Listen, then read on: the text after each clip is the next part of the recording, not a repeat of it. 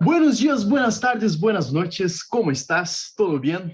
Hoy tenemos más una clase de clínica donde vamos a charlar a respecto de dos patologías, pero que se clasificam entre uma só, que são as enfermedades inflamatórias intestinais. Vamos ver principalmente a respeito de colitis ulcerosa e enfermidade de Crohn. Generalmente as perguntas que saem de acá são perguntas bem sencillas e bem assim, são pavadas, para ser bem sincero. Não são muito específicas e são bem tranquilas. Creio que hice uma classe bem resumida e bem assim explicativa. Eu creio que todos vão entender. Se tem qualquer dúvida, enviar-me um mensajito aí que estou para ajudar. E então, vamos começar com enfermidade inflamatória intestinal. Basicamente, as enfermidades inflamatórias intestinais, nós vamos utilizar esse termo de uma maneira mais genérica, porque nós sabemos que as enfermedades inflamatórias intestinais são afectações crônicas que têm um curso recorrente e são de etiologia desconhecida. Qual é o ponto mais importante dessa frase? Que são recorrentes e são de etiologia desconhecida. Qual é a epidemiologia? 5 a 10% de los casos não se diferenciam, ou seja, quando temos uma enfermidade de Crohn, muitas das vezes não, e esse Crohn solamente afeta as porções distales do intestino grueso. Não temos como diferenciar se é um Crohn ou se é uma colite ulcerosa, pero em 90% dos casos, sim conseguimos delimitar qual tipo de enfermidade é, se é Crohn ou colite ulcerosa. Qual é a incidência de la enfermedade inflamatória intestinal? Qual é a mais frequente? A mais frequente é a colitis ulcerosa. Um pouquinho menos frequente é a enfermidade de Crohn. Quanto é isso? Cada 11 pessoas cada 100.000 habitantes para a colitis ulcerosa e 7 a 8 pessoas cada 100.000 habitantes para a enfermidade de Crohn.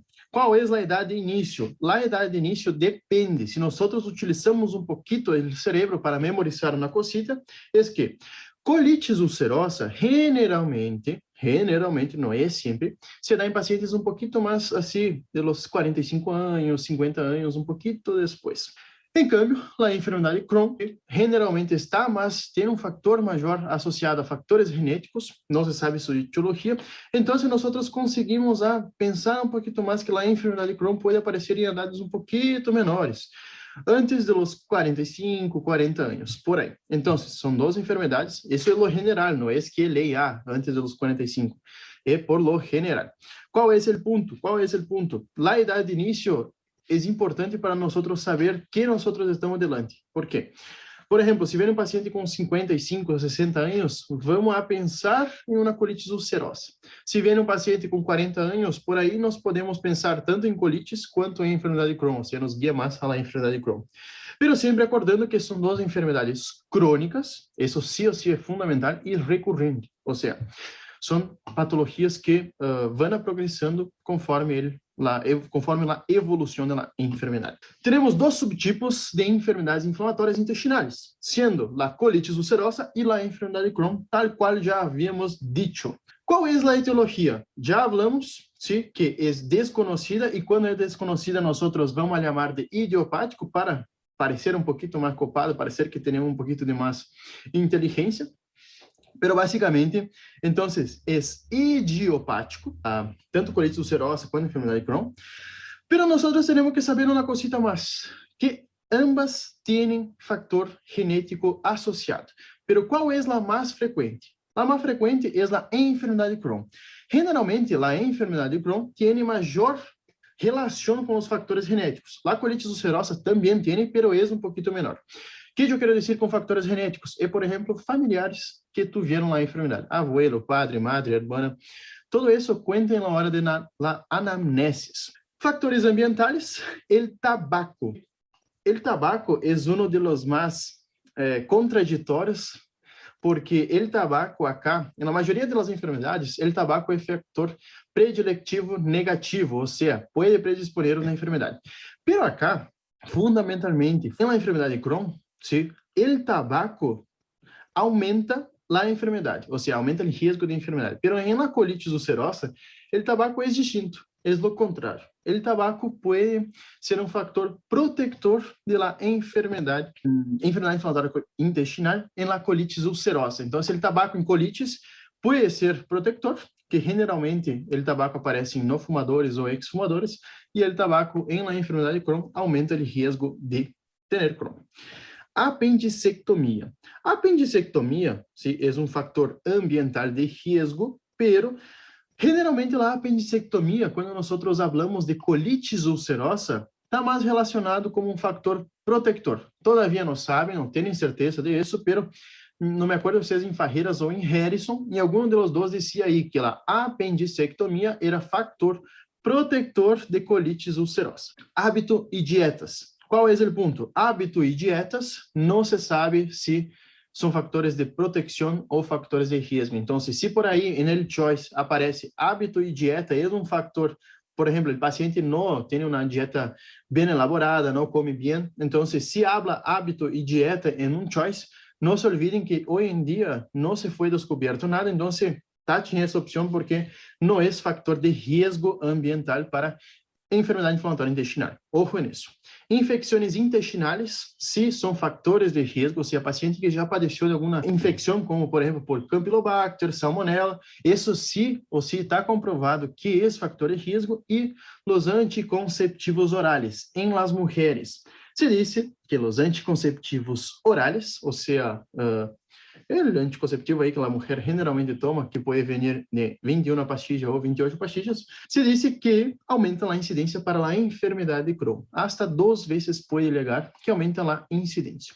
Ojo, então, que é importante acá? As enfermidades inflamatórias intestinais, e já vamos ir para a figurita, as enfermidades inflamatórias intestinais, sim, o mais importante é saber que estão relacionadas com fatores genéticos, sim, ou seja, o mais frequente é enfermidade de Crohn, pero está relacionado tanto a colitis ulcerosa, pero em menor força, se podemos dizer.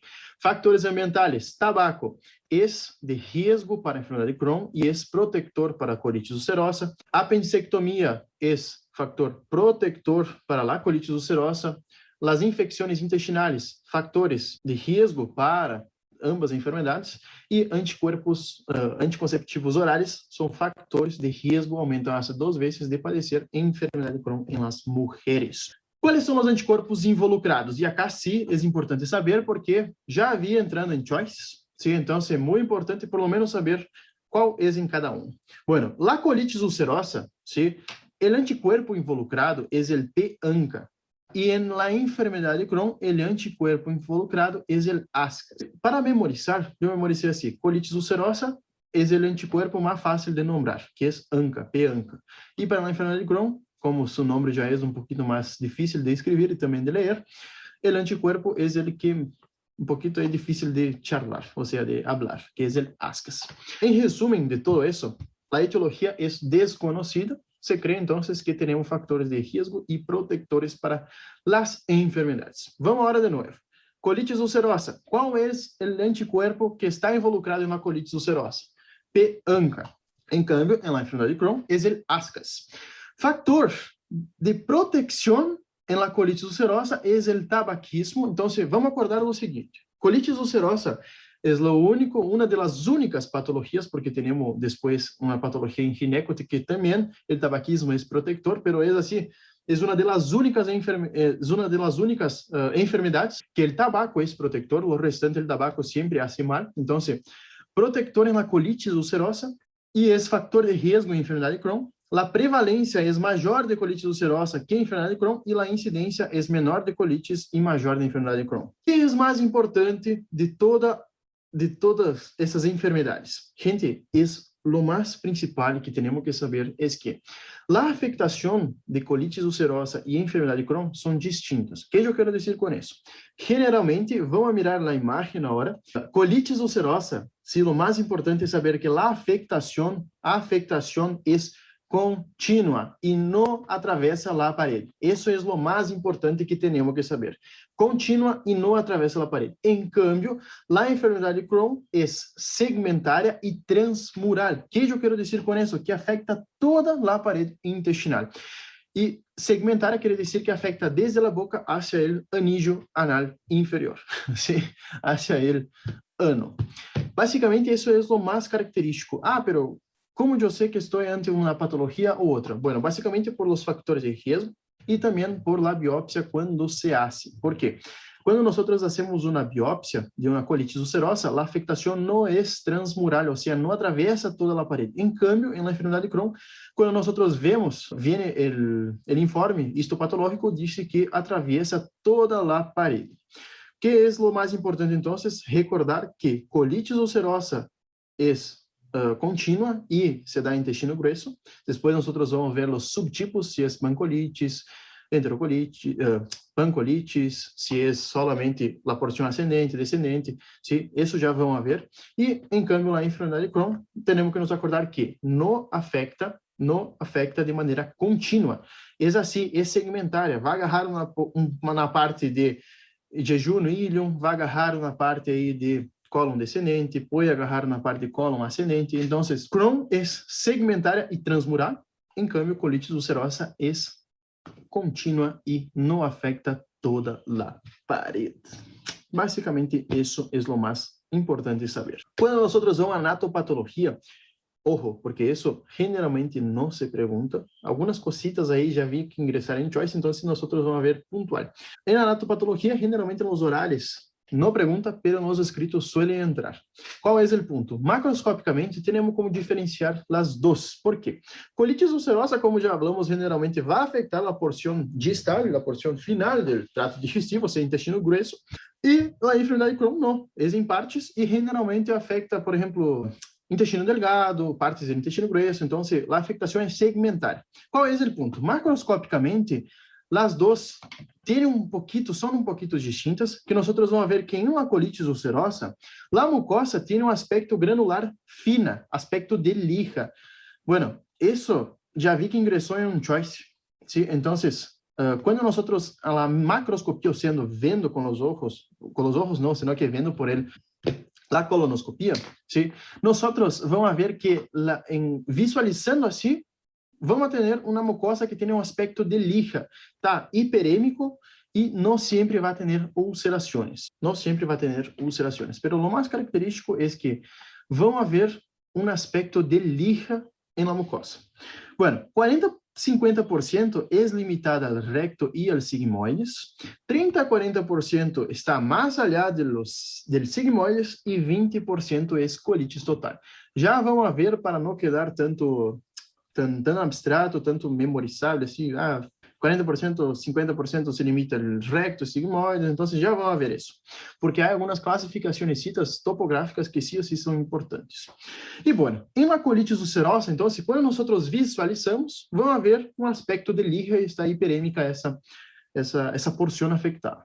Quando nós vamos olhar e hacemos uma biópsia, ou seja, sacamos um trocito, enviamos ao patólogo e aí nos vai informar em la microscopia que há. Que vamos ver em la colitis ulcerosa. E isso é sumamente importante, já entrou em um escrito. Que vamos ter em la microscopia de la colitis ulcerosa. Em la fase de colitis ulcerosa aguda, la mucosa vai ter um infiltrado difuso linfocitário e las células plasmáticas com congestão de capilares e venas. Pero o que foi o que ingressou no escrito? Foi o que eu recém falei? Foi o que ingressou? Não. Foi lo seguinte, que en la colitis ulcerosa nosotros tenemos criptitis y absceso de las criptas por neutrófilos. Isso foi um choice que sí, já ingressou em um exame. Então, característica de la colitis ulcerosa es que produce criptitis y absceso de las criptas por los neutrófilos. Eso es colitis ulcerosa, anatopatología, lo que entró en el escrito.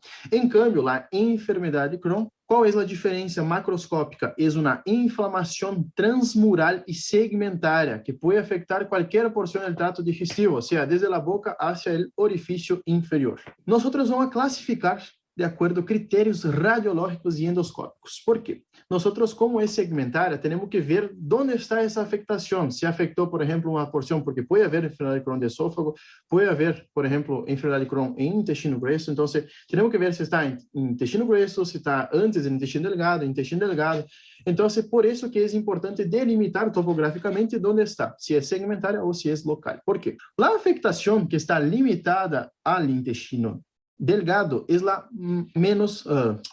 de las intermédias assim de frequência, dependendo da guia onde elegemos, se diz que solamente o intestino delgado afetado, ou seja, não tem mais nenhuma região de enfermidade de Crohn, é 30 a 40%. Esses pacientes que têm só essa afectação em intestino delgado, suele ser mais tranqui essa enfermidade. O que eu quero dizer com isso? Se temos solamente afectação do intestino delgado, quer dizer que é uma enfermidade que é um pouquinho mais leve do normal. Se temos uma afectação em intestino delgado e cólon, o paciente já tem uma afectação que abarca ambos intestinos. Esse paciente suele ser um pouquinho mais grave, suele ser generalmente ter algumas complicações, muito mais frequente que quando é limitada do intestino delgado. E quando temos solamente afectação cólica, ou seja, colônica, é um 15 a 25%. E nesses casos que só os pacientes têm afectação no cólon, suele ser, em algumas vezes, em 5 a 10%, como vimos anteriormente, suele ser difícil de fazer diagnóstico diferencial com colitis ulcerosa, porque muitas das características são compartidas entre a enfermidade de Crohn e a colitis ulcerosa. Qual é a microscopia? Sacamos um trocito aí, vemos a enfermidade, sacamos na biópsia um trocito, e aí enviamos ao patólogo, e o patólogo nos disse que tem esse tecido aí que enviamos a ele. O patólogo vai informar que a alteração inicial e mais frequente no intestino é a lesão de las criptas que resultam infiltradas por neutrófilo com subsequente formação de abscessos de cripta. Se isso parece ser totalmente igual à la colitis ulcerosa. Pero qual é o ponto? Qual é o ponto? Acá, na enfermidade de Crohn, a diferença da colitis ulcerosa, acá nós temos invasão por los neutrófilos, tal qual temos acá, invasão por los neutrófilos, pero acá nós não temos criptites, ¿sí? Não temos inflamação de las criptas en la enfermedad de Crohn. En cambio, en la colitis ulcerosa teníamos criptitis y absceso de las criptas por neutrófilos. Entonces, tenemos absceso, pero no tenemos criptitis en enfermedad de Crohn. Esa es una de las características diferenciales que sí o sí tenemos que nos acordar si por ahí estamos en un escrito. Básicamente, anatopatológicamente, é isso. Como nós sabemos, as causas de las enfermedades inflamatórias intestinais generalmente suelen ter muitas teorias, pero isso não vamos entrar porque isso generalmente não se pergunta, ¿sí? Vamos lá ver que realmente são essas enfermedades, tanto colitis ulcerosa quanto enfermidade de Crohn, e vamos aprender quando temos uma, como vamos diagnosticar e como vamos tratar, e quando temos a outra, como vai ser a clínica, diagnóstico e tratamento. Então, vamos agora às principais diferenças e vamos repassar de novo. Por quê? Porque é importante quedar repassando assim essas características para nunca mais olvidar. Então, para o horário, seguramente nunca mais se vão olvidar. Qual é a diferença, então, entre enfermidade de Crohn e colitis ulcerosa? Enfermidade de Crohn, a afectação é transmural e segmentária. Parteada, se suele também aparecer em muitos dos exames, em partes. Suele haver uma complicação muito frequente que é a estenose, e já vamos ver isso. E ao microscópio óptico temos inflamação transmural, com infiltração, abscessos de las criptas, com linfocitos e criptites. Pode haver, e isso é o característico para diferenciar a enfermidade de Crohn de colitis ulcerosa, os granulomas. Em la colitis ulcerosa, não há granuloma. Em la enfermidade de Crohn, há granuloma. Isso há que ressaltar assim muito, porque é sumamente importante saber que em la enfermidade de Crohn aparecem os granulomas e em la colitis ulcerosa não há granuloma. Colitis ulcerosa, a afectação da mucosa é contínua, ou seja, empieza, por exemplo, no colon ascendente va hasta el final del colon ascendente, ou pode agarrar el transverso, ou hasta mesmo final del colon descendente, que aí vão ter uma colitis ulcerosa, uma pancolitis. A afectação mucosa é contínua. Por que é importante? Outra cosita agora só para descontrair um pouquinho e memorizar. Porque é importante saber que em la colitis ulcerosa é contínua e na enfermidade de Crohn é parciada. Por exemplo, os pacientes com colitis ulcerosa que têm, por exemplo, solamente de colon descendente, a porção com colitis ulcerosa é solamente colon descendente ou uma porção desse colon, se eu vou olhar e eu saco essa porção afetada com colitis ulcerosa, provavelmente o paciente não vai mais ter colitis ulcerosa. Ou, se por exemplo, eu tenho um paciente com pancolitis, eu vou olhar e saco o intestino grosso completo do paciente, esse paciente seguramente não vai mais padecer dessa enfermidade. Óbvio que é uma cirurgia bem invasiva, pero obviamente que o paciente não vai ter. Por quê? A colitis ulcerosa, ela se dá fundamentalmente no intestino grueso. Se eu saco o intestino grueso, saco do paciente essa enfermidade. Em câmbio, a enfermidade Crohn, não. Se, por exemplo, eu tenho um paciente com enfermidade Crohn, solamente com uma afectação no intestino delgado, e eu vou olhar e saco essa porção que está afetada, intestino grueso, perdão, intestino grueso, a mesma coisa que a colitis ulcerosa, pero pode ocasionar com Crohn. Se eu vou olhar o intestino grueso, corto, se saco essa porção que está afetada de enfermidade de Crohn, não quer dizer que o paciente, ou se eu saco mesmo todo o intestino grueso do paciente, não quer dizer que o paciente não vai ter mais enfermidade de Crohn. Por quê? A enfermidade de Crohn é parteada, não é contínua como a colitis ulcerosa. Então, o paciente pode volver a ter enfermidade de Crohn em outros sectores do trato gastrointestinal. Água, agora, porque melhor uma pedra no caminho que uma pedra no riñón. Bueno, todo ok, todo perfeito. Vamos respirar, arejar a mente e vamos seguir com nossas enfermidades inflamatórias intestinais. É um tema que a mim me gusta muito dar. É bem sencillo, é bem fácil. Diferenciar uma da outra também é sencillo. Só há alguns pontitos aí, como vimos em anatopato, que temos que sim ou sim saber, pero coisa básica, sim, coisa básica. Então, seguindo com a colitis ulcerosa, rara vez é estenosante, se em câmbio lá, final de Crohn, se há estenose, e é frequente, generalmente as cirurgias por afectação da enfermidade de Crohn, generalmente nós vamos fazer cirurgias e vamos sacar segmentos do intestino delgado por conta de estenoses. Essas estenoses por enfermidade de Crohn podem ocasionar ilho obstrutivo, obviamente, se te acordar da classe de ilho. ¿Sí? E qual é o ponto? Os pacientes com enfermidade de Crohn, que têm uma enfermidade já mais avançada, generalmente mais evolucionada, vão tendo estenose parteada. O que eu quero dizer com isso? Se, por exemplo, é uma enfermidade de Crohn que afeta o intestino delgado, cada vez que tenha uma estenose, nós vamos olhar e sacamos um pedacito do intestino delgado. Daqui 2, 3 anos, de novo, outra estenose em outra região do intestino delgado. Vamos olhar e sacamos mais uma partecita. Todas essas cirurgias que nós vamos fazendo na enfermidade de Crohn, vamos acortando um pouquinho mais o intestino delgado. E nós vamos generar uma outra afectação por conta dessa cirurgia que nós temos que fazer a nosso paciente. Qual é essa afectação? Qual é essa enfermidade, esse síndrome? Mais facilmente. Pensar e contestar. Se nós vamos sacando pedacitos aí do intestino delgado, vamos acortando o intestino. Então, vamos generar um síndrome do intestino corto em nosso paciente. Justamente porque esses pacientes com enfermidade de Crohn generalmente têm estenoses e temos que ir sacando os pedacitos aí para que o paciente não tenha lá obstrução intestinal, que é muito mais grave que a enfermidade de Crohn. Ok, hasta acá? Vamos seguir então. Microscópio óptico, temos inflamação, sim, com hemorragia, e microabscessos de las criptas. Pode haver criptites em colitis? Pode, pero não é tão frequente como em la enfermidade de Crohn.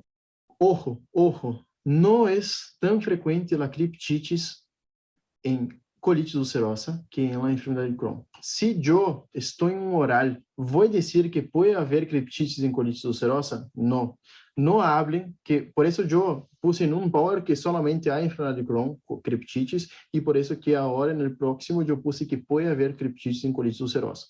Se eu estou em um oral, acordate que criptites em colitis ulcerosa não é frequente, em câmbio, em enfermidade de Crohn, quase sempre há. Sim, isso é o mais frequente. E outra coisa, característica de Crohn, granuloma. Essa é a diferença entre a colitis ulcerosa. Clínica de la colitis ulcerosa, vamos ver diagnóstico e tratamento, depois vamos à enfermidade de Crohn.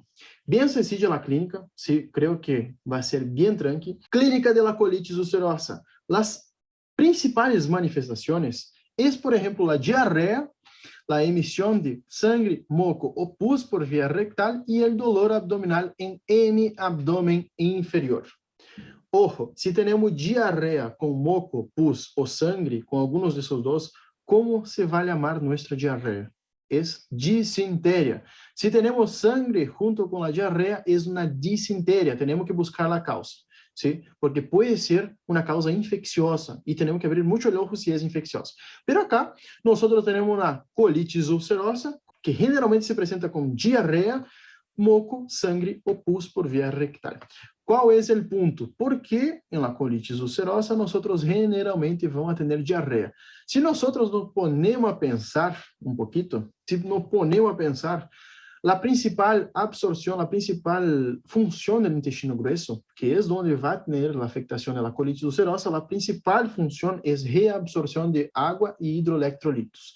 Se nós temos uma inflamação desse intestino grueso, desse cólon, nós vamos ter uma alteração nas células dessa parede intestinal. Então, se temos uma alteração da célula, não há su metabolismo adequado, a água queda dentro da luz intestinal e então se vai produzir a diarreia. E muitas das vezes está acompanhado de sangue, moco ou pus, justamente por essa inflamação que tem o cólon. ¿Sí? Então, por isso que vai apresentar diarreia e pode ser junto com sangue, moco ou pus. O dolor abdominal generalmente suele ser em hemiabdômen inferior, do lado esquerdo, ou às vezes hemiabdômen inferior, tanto direito ou esquerdo, generalmente é esquerdo, por la frequência da afectação. E qual é o ponto? E isso sí ou sí há que falar e remarcar. O paciente pode ter urgência, tenesmus e rectorragia. Urgência, tenesmus e rectorragia, que é também frequente na colitis ulcerosa. Además de tenesmo, podemos ter purros intestinais, tenesmus e purros intestinais. ¿Sí? Basicamente, isso é o característico de colitis ulcerosa.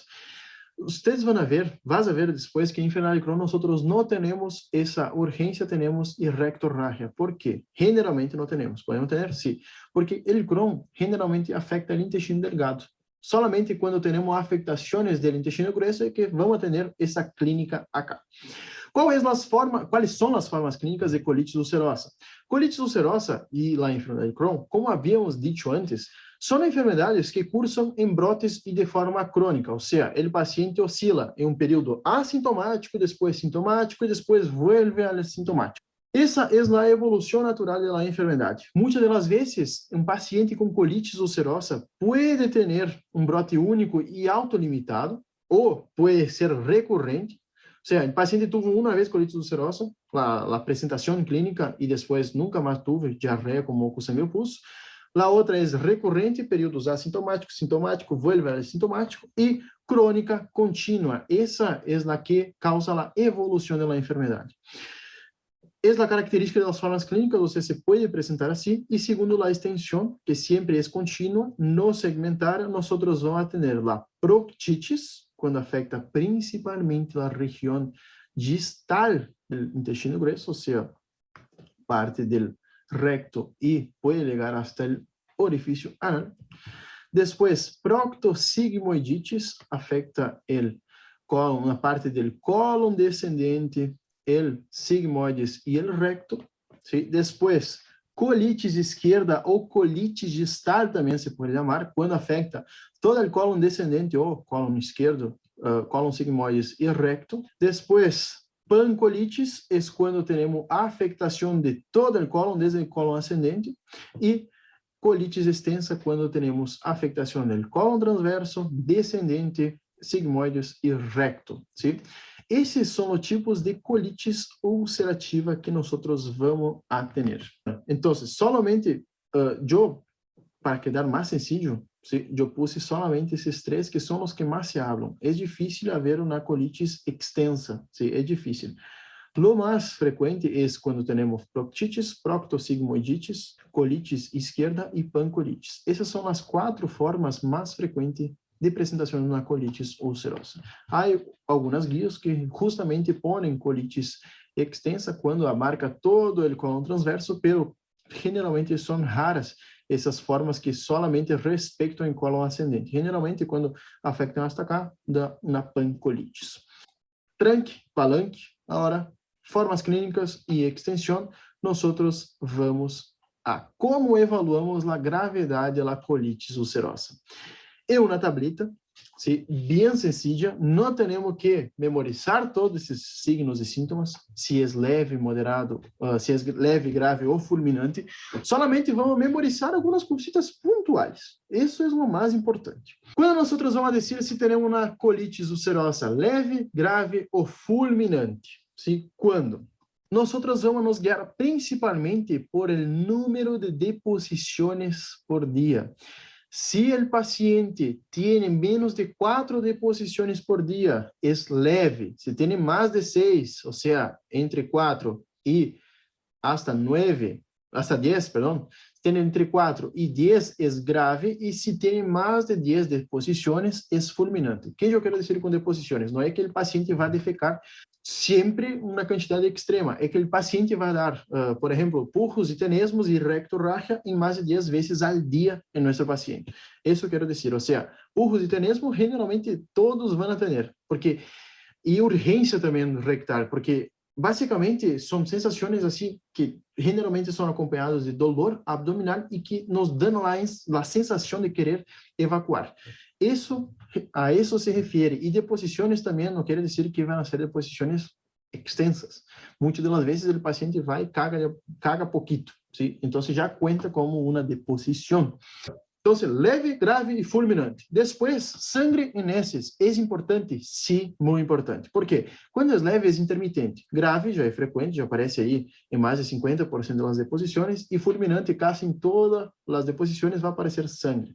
Temperatura. Por que é importante a temperatura? Porque muitas das vezes o paciente pode ter uma inflamação sistêmica e generar um quadro febril. Então, em la grave fulminante, sí pode ter febre, pero em la leve, não. Agora, em sentido a los signos vitales, los pulsos, el latido, sí, vai estar normal, pode ter um leve aumento dos latidos cardíacos, mais 90, pero isso não é necessário gravar, sí. VSG, esse sim, importante, é um marcador de inflamação sistêmica, o VSG, ou de inflamação, muitas das vezes local, que você está aumentando sua inflamação. Então, VSG, ou muitas das vezes suele estar acompanhado de PCR, não é el del nariz aí, el hisopado. PCR é a proteína C reactiva, que também juntas, as duas, são marcadores de inflamação. Leve, menos de 30, grave, mais de 30 e fulminante, mais de 30. Radiografia de abdômen, normal. Em la grave, vamos ter aire, edema na parede do cólon, e fulminante podemos ter dilatação do cólon. E a exploração abdominal, exame físico, nós não vamos ter dolor à palpação, em cambio, na grave, dolor à palpação e fulminante distensão. Que nós vamos ter que gravar de toda essa tableta. Basicamente, o que se pergunta é quantas deposições para nós evaluar se é leve, grave ou fulminante, e depois nós vamos fazer todo o exame físico completo desse paciente com os signos e sintomas vitais e vamos agregar uma cosita, vamos agregar VSG em nosso laboratório. Basicamente, de maneira bem resumida, é isso que nós vamos fazer se sospechamos de uma colitis ulcerosa. E acá temos uma imagem, sim, eita, bateu acá o selo. Acá temos uma imagem, então, quando temos um colo normal e quando temos uma colitis ulcerosa. Como vamos estudar a colitis ulcerosa? E isso é sumamente importante. Então, já falamos que o paciente viene, vamos fazer um laboratório em nosso paciente. Depois, podemos fazer rectosigmoidoscopia para evaluar se temos uma colitis, uma proctitis ou uma colitis esquerda, até mesmo conseguimos evaluar com a rectosigmoidoscopia, porque vamos ligar hasta o sigmoides do paciente, mirando aí. Obviamente que se hacemos uma rectosigmoidoscopia, podemos adicionar também, podemos fazer aí uma biópsia dessa mucosa afetada. Então, em la rectosigmoidoscopia ou em la colonoscopia, se suele ser mais frequentemente, porque aí em la colonoscopia conseguimos ver todo o intestino grueso del paciente, nosotros lo que vamos a tener son áreas hiperémicas e inflamadas. Muitas das vezes pode haver essa presença de sangue acá, como estamos vendo. ¿Sí? En la colitis ulcerosa, muitas das vezes, então, são áreas inflamadas e irritadas, e isso lo que nós estamos vendo são abscessos. ¿Sí? Abscessos. Bueno, abscessos de las criptas. ¿Sí? Radiografia simples de abdômen, obviamente para evaluar, por exemplo, se há, porque a colitis ulcerosa pode perfurar, então, radiografía es para ver si hay alguna zona de estenosis, alguna zona de obstrucción, si hay también perforación, si hay mucho aire intraabdominal. La TAC, ¿sí? La TAC, lo que más característico se ve, pero generalmente no se pide TAC, es lo siguiente, es edema, perdón, la radiografía, casi me olvidé, en la radiografía de la colitis ulcerosa, nosotros vamos a tener, cuando hacemos el enema de Barreau o sí, el enema con Barreau, nosotros vamos a ver que en la colitis ulcerosa, y eso ya fue pregunta de examen, dá um aspecto em canho de plomo. Em Brasília é cano de chumbo. Chumbo é plomo acá em chumbo em Brasília, na Argentina é plomo. Então, canho de plomo. Porque por la inflamação que genera nesse intestino grueso, generalmente há pérdida de las austras. ¿Sí? Entonces, se pierde las austras que normalmente nosotros veríamos, no puse acá un normal, pero generalmente nosotros veríamos las austras por el enema con Barreau y entonces da ese aspecto en caño de plomo. Y eso es sumamente importante decir en el horario. Por cuenta de la inflamación. Es como si fuera la inflamación causa una alteración en la histoarquitectura del intestino grueso. Y, obviamente, el enema con Barreau, que es ese que nosotros estamos viendo. Entonces, que é importante ser quando suspeitamos de colitis ulcerosa? Laboratório, se você pedir VSR e PCR. Obviamente que vamos pedir um hemograma completo para ver que, se não está com anemia. Rectosigmoidoscopia sirve não somente para ver, mirar com os olhos, sino que também para fazer uma biópsia aí. Radiografia simples de abdômen, pero generalmente se pede com o enema com Barreau ou contrastada. E la TAC. La TAC, o que nós mais vamos ver é o engrossamento da parede de la pared intestinal. Básicamente es eso que se ve como ataque. Más que eso, no se ve nada en la colitis ulcerosa. ¿Cuál es el tratamiento de la colitis ulcerosa? Y ya vamos a pasar a la enfermedad de Crohn. Tenemos que nos acordar que tenemos vários tipos topográficos de colitis ulcerosa. E por que é importante saber se, por exemplo, é uma proctitis, uma proctossigmoiditis ou uma colitis esquerda ou uma pancolitis? Porque vai cambiar o modo de tratamento. Imagine, se imaginava, acá, se nós temos uma proctitis, ¿sí? Proctitis, então, generalmente desde el ano hacia el inicio del recto, 10 centímetros, nós conseguimos chegar com o dedo. Então, se nós conseguimos chegar com o dedo, nosso tratamento vai ser tópico, ou seja, vamos pôr aí uma crema arriba do dedo e, ou seja, o paciente vai ser isso, obviamente. Então, por isso que é importante saber onde está localizada, qual é a classificação topográfica que nosso paciente tem, se é uma proctitis, uma proctossigmoiditis ou uma pancolitis, por exemplo. Porque em las formas acá distales quer dizer cerca del ano, nós vamos poder fazer tratamentos tópicos para nosso paciente. Qual é o tratamento tópico? Em las formas distales, então, proctitis e proctossigmoiditis, que essas duas, generalmente chega hasta cá e não hasta a metade do cólon descendente, generalmente hasta cá, nós podemos fazer. Em la proctitis, que estamos vendo aí, que é cerquita del agujero, nós podemos fazer mesalacina, que é supositório, el 5-ASA é mesalacina, e quando temos uma proctossigmoiditis, vamos utilizar mesalacina em enemas. Que é o enema? Já falamos na outra classe, mas vamos a repassar que é o enema. O enema, basicamente, é pôr pedacito aí de canho, sim, bem finito, canho bem finito, e basicamente pôr uma jeringa cá na ponta do canho e empurrar el tratamento, o sea, empurrar el fármaco. Si queremos hacer, por ejemplo, un enema de lavado, podemos hacer con solución fisiológica. Entonces, el enema es básicamente, ponemos imaginar que ese cable acá es la punta es un caño. Se ingresa por el ano, se empurra el caño hasta llegar a donde queremos. Generalmente son de hasta 20 centímetros, si no me falla la memoria, los tubitos normales.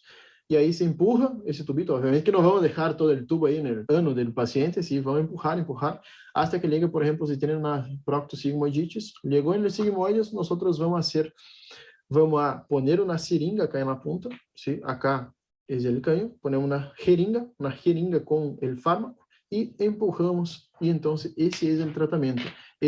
enema com mesalacina, ¿sí? Mesalacina. O sea, si es proctitis, podemos utilizar el supositório, que viene, creo que todos já sabem que é um supositório, é um trocito assim, que o paciente empurra e deixa aí para que se reabsorva, para que se dissolva, e se pode fazer também com pomadas tópicas, mesalacina tópica. Em cambio, se é a afectação um pouquinho mais ascendente, ou seja, proctosigmoiditis, vamos utilizar enemas. Por isso é importante saber se é só uma proctitis ou se é uma proctosigmoiditis, que sobrepassou um pouquinho o limite aí para alcançar o dedo. Colitis esquerda ou colitis extensa, ¿sí? Nosotros vamos utilizar tanto o tratamento tópico quanto via oral. ¿Por quê? Nosotros não temos como llegar hasta acá com o enema, ¿sí? Então, se nosotros não conseguimos de maneira ascendente por el ano do paciente poner el tratamento, vamos a poner por onde? Por la boca, ou seja, por arriba. O fármaco vai descender, ¿sí? Por assim dizer. Então, nosotros vamos utilizar mesalacina nesse paciente via oral. Se o paciente não responde em 2 semanas, vamos adicionar um corticoide mais a mesalacina. O corticoide vai causar uma diminuição dessa inflamação e o paciente generalmente melhora com corticoides ou mesalacina. E se não responde o paciente em 1 semana, nós aí sim vamos ao tratamento Power, Master Power, que é ciclosporina ou antitumoral alfa. Generalmente se usa ciclosporina por conta do preço. Os antitumorales são generalmente muito caros. A ciclosporina suele ser, tem um bom efeito e é um pouquinho mais barato. Se não responde, se considera a colectomia, que é sacar a parte aí de porção afetada. Então, que é importante saber, se é em forma distal, proctitis ou proctosigmoiditis, nós vamos utilizar supositório e enema. Se é esquerda ou extensa, é via oral e se pode fazer tratamento tópico também acá em la porção rectal. Sim, perfeito, tranqui. Tratamento é mesalacina, sim, mesalacina. Mantenimento dessa enfermidade. Por que há que fazer mantenimento? Porque se é uma enfermidade que cursa em brotes, eu tenho assintomático, sintomático, assintomático. Então, eu tenho que sempre fazer o mantenimento desse paciente e vamos fazer com mesalacina ou azatioprima. Tranque palanque, generalmente se deixa com a mesalacina. La colitis grave, primeiro o que eu tenho que fazer é descartar se não é uma infecção por Clostridium difficile ou um megacolon tóxico, e aí eu vou dar prednisona. Se não responde ao tratamento enteral ou nutrição parenteral, eu trato com ciclosporina ou antitumoral alfa. Então, em casos de colitis grave, que é aquele paciente que já está mal, que tem mais de 4 posições por dia, moco, pulso, sangue, eu vou primeiro ver se não tem uma infecção, junto com a colitis, obviamente, e depois, se não, eu posso dar um corticoide para diminuir, acortar essa inflamação do cólon que o paciente tem. Generalmente suele ser efectiva, pero em casos que não respondam, eu trato com ciclosporina, é um que diminui a imunidade. Ciclosporina é um imunomodulador. Então, se não funciona com prednisona, nós vamos dar ciclosporina. E o mantenimento do paciente com colitis grave, nós vamos utilizar mesalacina generalmente. Complicações da colitis ulcerosa, sumamente importante, estrellita acá. Las complicaciones de la colitis ulcerosa generalmente suele ser el megacolon tóxico, 5% de los pacientes. Estenosis, generalmente la estenosis está en recto. Hemorragia masiva es rara, pero puede dar. Perforación es la más peligrosa, es raro, pero puede dar. Fisuras anales, abscesos perianales y hemorroides, esses sí son uma das complicações mais frequentes de colitis ulcerosa, e o câncer vinculado à displasia epitelial. Por que pode ocasionar um câncer? Porque se a todo tempo está inflamado o cólon do paciente, o intestino grueso, obviamente que tem um turnover, um recâmbio celular muito elevado. Então, se em algum momento pode ocasionar alguma merda, ou seja, pode alguma célulacita aí se transformar em forma maligna e generar um câncer, pero é raro. Qual é o ponto? É importante saber que uma das complicações da colitis ulcerosa é o megacolon tóxico, fissuras anales, abscessos perianales e hemorroides. Hasta acá, todo tranqui. Qualquer dúvida, sim? Creio que sim. Vamos respirar, tomar água e qualquer dúvida me enviar um mensajito. Estou a 100% à disposição. E bueno, Vamos agora lá à enfermidade de Crohn. Mais sencillo que colitis ulcerosa, em minha opinião. E é fácil de memorizar. Bueno, enfermedade de Crohn. La enfermedade de Crohn, generalmente, pode apresentar, o paciente pode vir com diarreia, dolor abdominal tipo cólico, e acá, um tip para sempre memorizar, quando é cólico, generalmente está afetado o intestino delgado, e quando é um dolor mais contínuo e um pouquinho menos intenso e tem associado purros e tenesmos, generalmente é de origem distal do trato digestivo, ou seja, é intestino grueso. Então, assim, intestino delgado, dolores cólicos, intestino grueso generalmente é um dolor um pouquinho mais leve, pero pode estar, generalmente está associado a tenesmo e purros. Pode apresentar fiebre, astenia e pérdida de peso. ¿Sí? Essa é a clínica da enfermidade de Crohn. Então, diarreia, dolor abdominal tipo cólico, fiebre, astenia e pérdida de peso. Afectación, eso anoten, estrellita, porfis. La afectación perineal y perianal, ¿sí? Son caracterizados por fisuras anales, fístulas y abscesos, ¿sí? Fístulas y abscesos. Pero muy importante saber isso, porque generalmente a enfermidade de Crohn está associado a fissuras, fístulas e abscessos.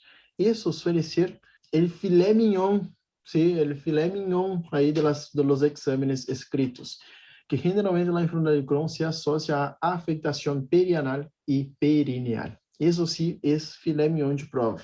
Os síntomas, então, como já vimos, são bem variados, se vai depender da localização da afectação.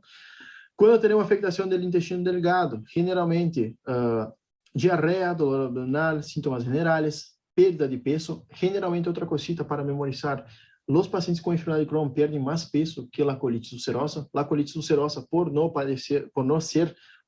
por ser afectação no intestino grueso, o intestino grueso não reabsorve tantos nutrientes aí, e então, por isso que o paciente pode perder peso, pero não é tão frequente. A perda de peso generalmente está associada com a enfermidade de Crohn.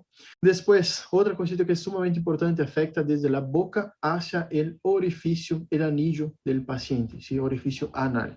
Manifestações extraintestinais, e também suele ser pergunta de exame. Temos, de maneira geral, manifestações articulares, oculares, cutâneas, hepáticas e biliares, e outras. Quais são lo que sí o sí, cuáles nosotros tenemos que sí o sí saber y no podemos ir sin al examen? Básicamente, oculares, generalmente se pregunta, conjuntivitis, episclerites e uveitis, generalmente se pergunta, ou dá um paciente que tem uma episclerites, uma uveitis, generalmente se pergunta, cutâneas, eritema nodoso, pioderma gangrenoso e aftas, estomatites aftosas, sí o sí, pode estar, no caso clínico, articulares, artrites periférica, generalmente, e artrites axiales, a espondilites é um exemplo, espondilites é quando afeta a coluna, e outros que esse sí o sí, además de las afectaciones oculares, de la estomatitis aftosa, sí o sí pueden entrar la litiasis renal,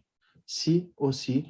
El Crohn puede causar una afectación renal y puede generar litos. ¿Por qué? Cuando nosotros tenemos una enfermedad de Crohn, y eso anoten para no olvidar, quando temos uma enfermidade de Crohn que afeta fundamentalmente o jejuno íleon, ¿sí? Jejuno íleon, nós temos uma formação, uma hiperoxaliúria, ¿sí? Ou seja, há a formação de oxalato de cálcio, generalmente é oxalato de cálcio. Então, o oxalato de cálcio vai generar litos renais e pode apresentar litiasis renal, la jejuno ileitis. Generalmente pode se apresentar como uma litiasis renal. O paciente muitas das vezes consulta por la litiasis, ou seja, o cólico renal, e a vezes se descobre que tem enfermidade de Crohn, quando é, por exemplo, uma litiasis renal recorrente. Por exemplo, trata uma, aparece outra, então, quando é litiasis renal recorrente, há que pesquisar a causa. E muitas das vezes está associada à enfermidade de Crohn. Paciente com enfermidade de Crohn pode ter manifestações extraintestinais. Como nós podemos memorizar isso? Podemos poner enfermedade de Crohn, manifestações generais, ou seja, extraintestinais, e manifestações intestinais. ¿Sí? Basicamente assim, nós podemos hacer la clínica de enfermedad de Crohn y memorizar así en la cabeza. ¿Cuáles son los tipos de enfermedad de Crohn que nosotros tenemos?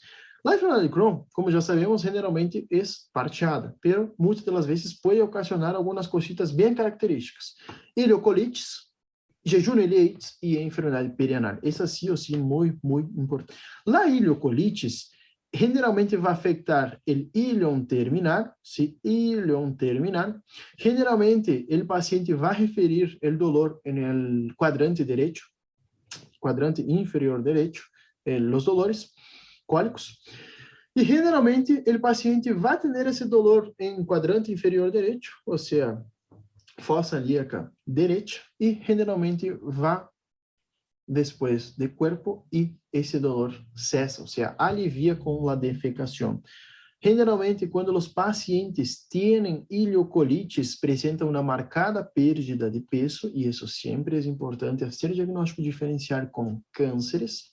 E outra cosita bem importante é que pode presentar febrícula. ¿Sí? Então, ileocolites, afectação do intestino final, ou seja, o íleon terminal, basicamente, e que é importante é que, generalmente, lo más característico es que la paciente tiene dolor tipo cólico, evacúa y cesa el dolor. Jejureitis, cosa más importante que sí o sí hay que saber, puede ocasionar litiasis renal por su afectación. La jejureitis puede generar una mala absorción y esteatorrea, y si causa mala absorción y esteatorrea, não absorve de maneira adequada os nutrientes e vai generar uma mala absorção com principalmente as ADEC, ou seja, hipovitaminoses. Em enfermidade perianal, suele ser uma afectação que afeta os pacientes de 30% hasta 40% e generalmente vai generar dolor abdominal, diarreia e também rectorragia. ¿Sí? Rectorragia, dolor abdominal y diarrea. ¿Cuáles son los patrones de la enfermedad de Crohn? ¿Qué yo quiero decir con eso? La enfermedad de Crohn puede, de acuerdo a su evolución, puede producir un patrón inflamatorio cuando es el inicio de la enfermedad, un patrón estenosante cuando ya es un poquito más evolucionado la enfermedad y un patrón fistulizante. ¿Qué quiere decir? Estenosis, cierra, fistuliza hacia otros órganos intraabdominales, o sea, hacia piel, hacia, por ejemplo, vejiga, hacia, no sé, intestino derecho, colon, puede fistulizar. ¿Cuál es el punto? Patrón inflamatorio, entonces, es generalmente la enfermedad inicial. Generalmente, muchas de las veces, el patrón inflamatorio, ¿sí? No suele ser muy importante, o sea, no suele causar una inflamación muy importante y puede pasar desapercibida. El patrón estenosante é quando essa inflamação, ou seja, antes teníamos uma inflamação, por exemplo, vamos poner que teníamos uma ileocolitis, uma inflamação acá del ilho, fundamentalmente ilho distal, como já falamos. Então, temos uma inflamação del ilho, e o que passa acá? Essa inflamação, quando se cronifica, genera generalmente estenoses, ou seja, processos fibróticos, porque as inflamações curam com fibroses. Então, essa curação com fibroses, a largo prazo, quando temos muito tempo inflamado, genera uma estenose. E aí sim, o paciente se apresenta com a estenose. Se, por exemplo, essa inflamação evolucionou de uma outra maneira, é, por exemplo, o patrão fistulizante, que fistulizou, por exemplo, hacia a vejiga, hacia o útero, ¿sí? Pode fistulizar hacia outro órgão, que aí cerquita da inflamação. Então, o Crohn se pode classificar por seus patrões, que pode ser inflamatório, estenosante e fistulizante. El estenosante y fistulizante tenemos que tratar de manera cirúrgica y el inflamatorio muchas de las veces con el tratamiento de la enfermedad de Crohn con corticoides, inmunosupresores, suelen ser suficientes. ¿Cómo que nosotros vamos a estudiar a nuestro paciente? Colonoscopia, porque sí o sí es importante hacer biopsia. En la colonoscopia, nosotros tenemos que nos acordar que la colonoscopia nosotros vamos a mirar ese intestino, ¿sí? Puede ser cuando la afectación es, por ejemplo, en duodeno. ¿Puede ocasionar inflamación en duodeno? Puede, porque es parcheada. Puede tener una porción arriba o abajo. Generalmente, entonces, suele ser colonoscopia, o se puede utilizar también la videoendoscopia digestiva alta, en casos de afectación alta. Vamos a hacer la radiografía. Radiografía generalmente se suele pedir con el estudio de doble contraste, porque ahí sí nosotros vamos a ver un intestino delgado o intestino grueso, que muchas de las veces la enfermedad de Crohn puede afectar el intestino grueso. Entonces, vamos a ver que esa imagen acá es una imagen de estenosis. Si eso es una estenosis, debería pasar todo el contraste por ese tubito acá, que es el intestino, pero no, pasa solo en algunas porciones. Entonces, acá tenemos una estenosis. Y miren toda esa estenosis que tenemos. Probablemente ese paciente va a ser un candidato muy así, muy fuerte para hacer una resección de ese segmento estenosado. Entonces, ojo en eso. Y TAC se puede pedir también.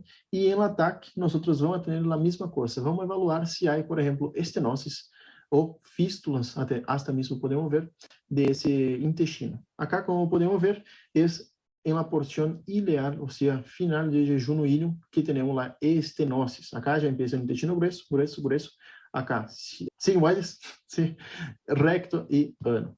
Bueno, acá podemos ver entonces una estenosis por cuenta de la enfermedad de Crohn. Y acá, nosotros también podemos ver, eso es una es un ataque, ¿sí? Es una radiografía y eso es un ataque.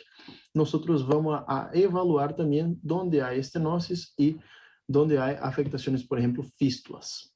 Bueno, ¿cuál es el tratamiento de la enfermedad de Crohn? La enfermedad de Crohn es bien fácil y casi bien parecido con la colitis ulcerosa. La enfermedad de Crohn, nosotros vamos a delimitar si es una enfermedad leve o moderada, si es grave o si tiene enfermedad perianal, ¿sí?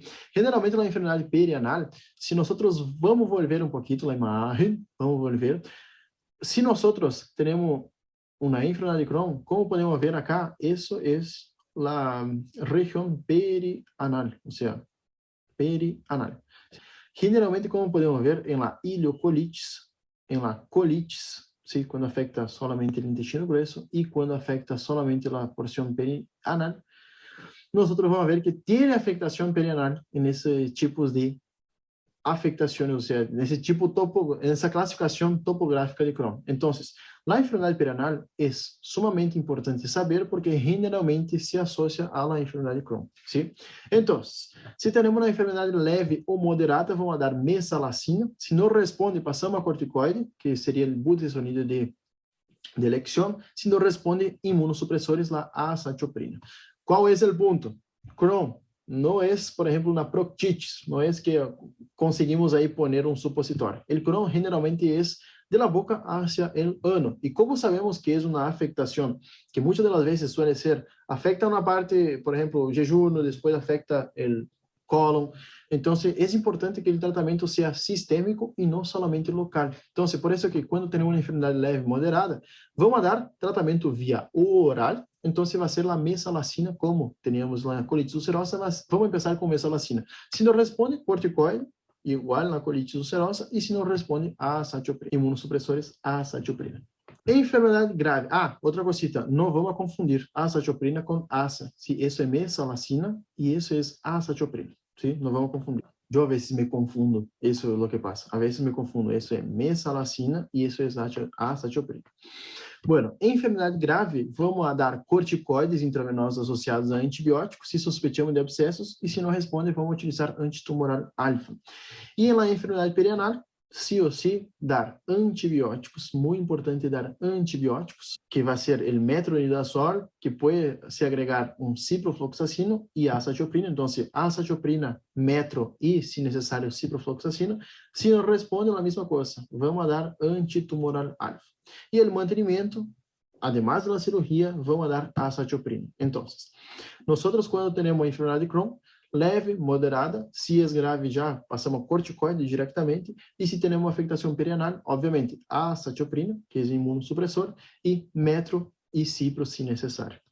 Sim? Mantenimento, cirurgia, porque é importante ressecar essa parte inflamada ou estenosada, porque senão o paciente vai padecer de alguma outra complicação, como, por exemplo, um ilho obstrutivo. E assim aparece lá, enfermidade de Crohn perianal, sim?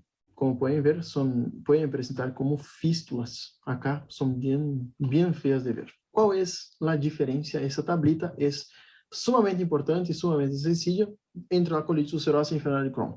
Colitis ulcerosa y enfermedad de Crohn tienen la diarrea como síntoma más frecuente y común, la fiebre generalmente, quando começa o processo inflamatório intestinal, e se há maior de 38 graus, possível infecção, generalmente é febrícula.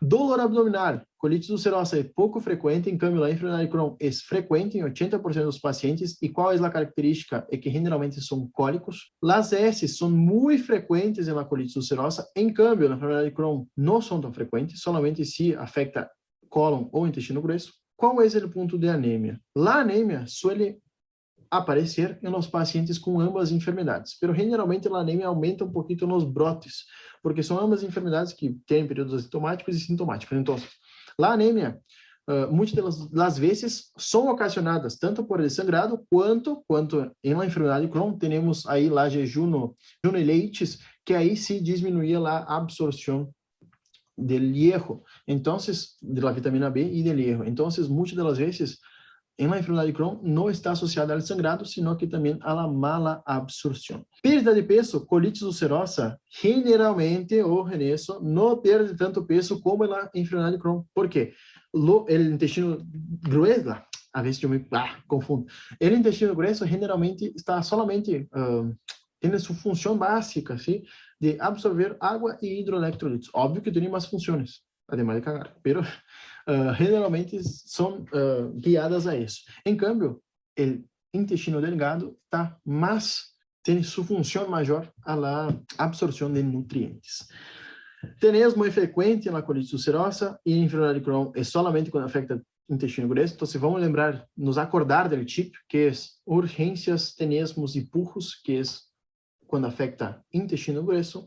Fatiga é frequente em ambas. Lesiones anales, mais frequente em enfermidade de Crohn. Fístulas e úlceras, mais frequentes em enfermidade de Crohn. Isso não podemos nos olvidar.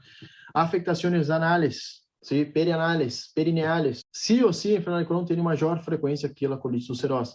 E extraintestinal, generalmente, o Crohn também. Sí, Crohn também afeta articulações, piel e os ojos.